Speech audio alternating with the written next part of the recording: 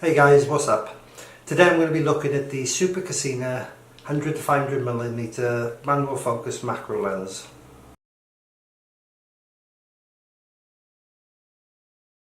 This one, stay tuned.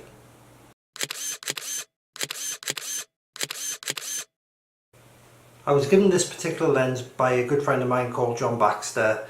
He's a great photographer and I'll leave the link to his Flickr page in the description below. He knows that I like to review and test out old manual vintage lenses, and he's given me the opportunity to test this one out. This particular lens weighs roughly 1.2 kilos, so it's not exactly a light lens. It also adopts the push-pull mechanism, so you go from 100mm all the way through to 500mm.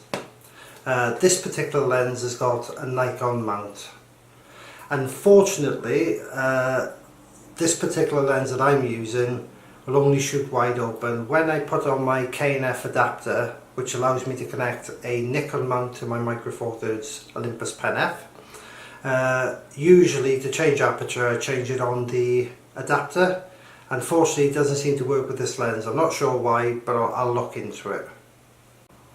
The lens itself has a very smooth focusing mechanism, but it's got quite a long throw, but it still should be pretty good for video work.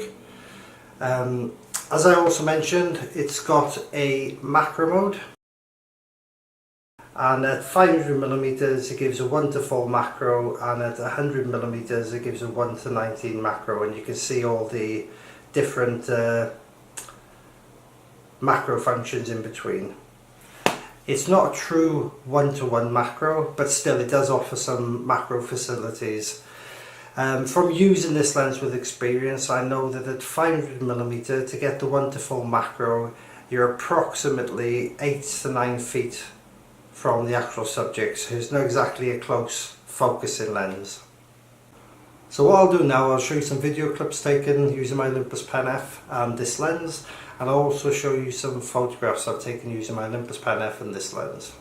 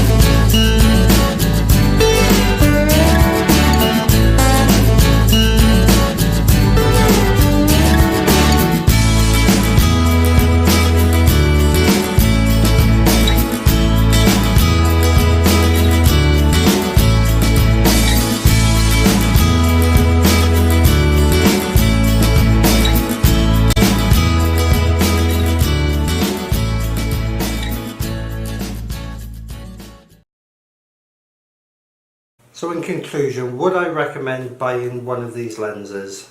If you're on a tight budget, yeah, get one of these. I mean, it gives a focal range on my Micro Four Thirds Olympus Pen-F from 200mm to 1000mm, so it's a fantastic focal range.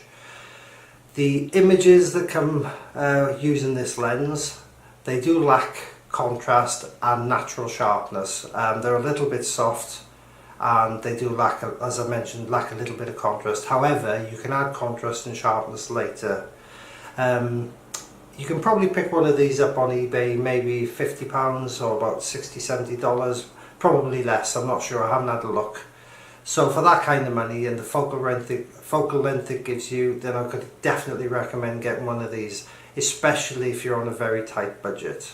There are much better micro four third lenses out there, or if you're shooting with Canon, Nikon, there's Tamron, Sigma. There are better lenses out there. However, as I mentioned, this is purely for your budget photographers or your budget videographers. Anyway, hopefully you've enjoyed the video. If you liked the video, please click the like button, and if you want to see some more content, please click subscribe. Anyway, ciao for now.